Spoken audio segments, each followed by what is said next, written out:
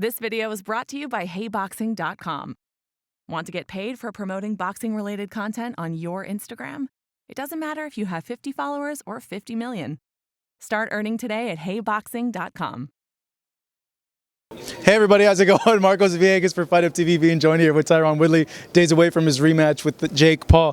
Tyron, you said up there on stage that you had a gut feeling that this fight would happen and the Tommy Fury fight would fall out. What was that feeling? What did you see there in that situation to make you think that? You know, my spirit just was uneasy about the whole fight setup. I felt like the fight with me and Jake was a fight that people wanted to see. The fight that was already sold. You already saw. You don't have to promote a fight you already saw. We don't know what we're gonna see with a Tommy Fury and Jake Paul. You know, we didn't see a lot the first time Tommy Fury fought against what is his kid's name? I keep forgetting his name. Anthony Taylor. Anthony Taylor. Sorry, Anthony. Anthony Taylor. So at the end of the day, people were speaking about us on Monday. They were talking about us at the barbershop. They were talking about us at work, and they were, you know, all the controversy was revolved around that. So I just didn't feel like it was a right fight, and I'm glad I listened to my gut, and we got to work.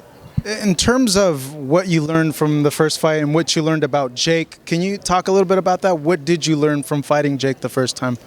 Jake don't like to get hit. He can say I'm a 4 out of 10, but every time I hit him, he ran away. When he hit me, I walked forward, and I feel like when I hit him, he recognized power and he didn't want it. When he hit me and he saw that I wasn't going to stop walking forward like a Terminator, he also didn't want it. So it just tells me if I do more of that, I think we're going to get the knockout this time. In terms of what happened in the fourth round, I know you made a mention about like the ropes being a little high and a little loose. Have you done anything to make sure that a situation like that doesn't happen, where if you do hurt him and he falls through or does something similar, that you'll get what was supposed to happen there?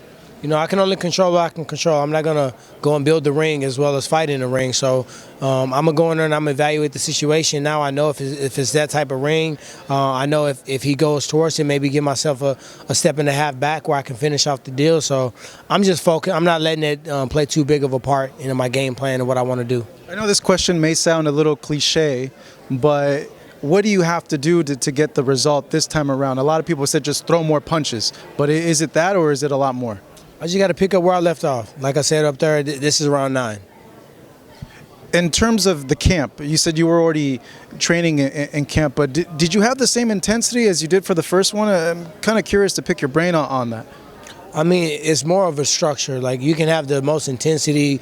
We can flip tires and throw battle ropes into our forearms, bust off our arms. But if you're throwing punches and you're not extending and you're not having proper technique and you're leaving openness for your opponent, then you can get clipped and shot no matter how great a shape you're in. We went to the basics. We went back and fixed the things that I was able to get away with in MMA that boxing just don't allow you to get away with. So we was training beyond just being prepared for Jake. We was training to be a boxer and to actually have sound technique and crisp combinations and throwing punches with meaning, bad intent, and the timing. So that's what we did. The conditioning, anybody can control that conditioning. Anybody can control that. The toughness, you know I have. The power, you know I have. So what was the thing I needed to work on? Was it the shape, the conditioning? No, we didn't see that was a problem the last time.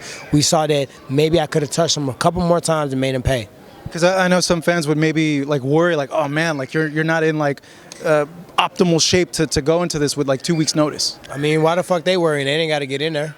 And if they so worried, hop in there and take a couple rounds while I take a break and watch. So I love the fans, but fans got to let me do my thing. I'm not at the house telling you how to watch TV, how to watch the fight, what TV to put it on, if it's HD, what popcorn to select. I'll let you watch the fight the way you want. Let me go out here and do my thing. Appreciate you guys, though.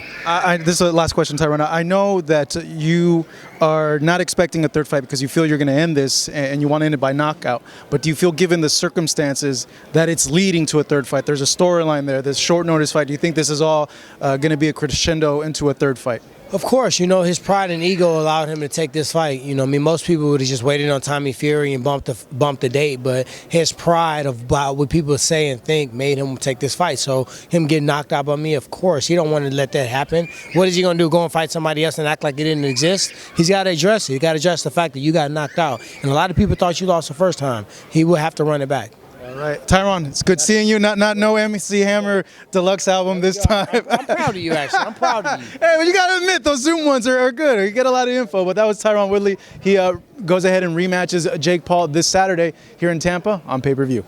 Thank you so much for watching this video, and make sure to subscribe for more videos of your favorite fighters over here on Fight Up TV. And give us a follow online as well at Fight Up TV on Twitter and on Instagram. We appreciate it, guys.